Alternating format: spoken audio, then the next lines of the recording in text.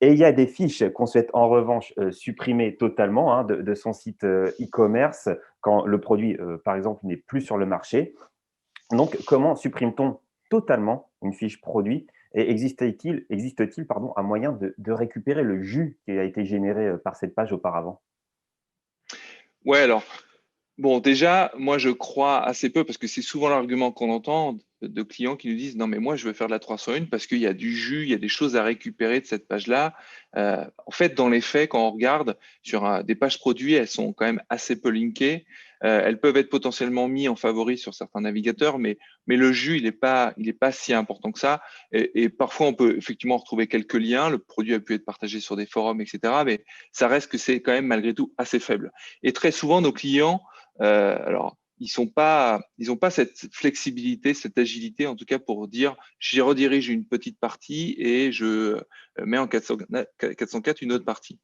Bon, néanmoins, c'est certain, potentiellement, alors ça dépend des secteurs d'activité, les pièces détachées, il n'y a pas beaucoup de produits best-sellers, mais un opérateur qui va vendre des iPhones, il sait très bien qu'une fiche produit, c'est très générateur de trafic et son changement, son évolution avec l'arrivée de la nouvelle gamme ou le fait qu'il ne le distribue plus, il y a quand même pas mal de choses à récupérer de cette ancienne page, de cette ancienne fiche produit.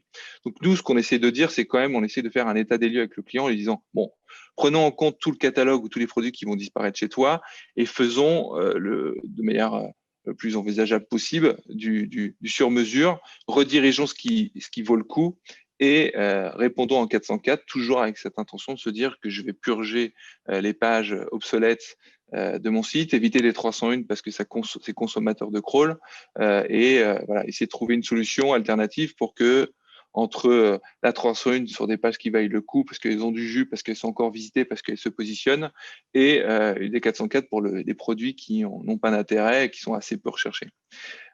Alors, on pourrait rajouter d'autres éléments, on pourrait se dire, euh, mon système, moi client, mon système fait que je peux pas trop gérer un peu du sur-mesure 301 d'un côté et 404 de l'autre.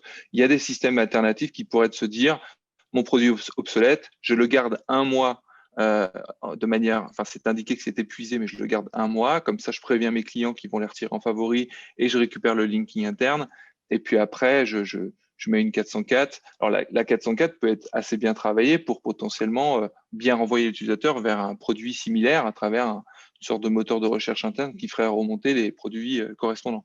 Mais encore une fois, voilà, c'est souvent un faux problème et une fausse raison de dire oh là là, mais si je fais pas une redirection 301, je vais perdre beaucoup de popularité. Bah, parlons déjà de savoir, analysons ça, essayons de savoir si vraiment il y a une popularité à récupérer et un intérêt à faire des 301 en masse.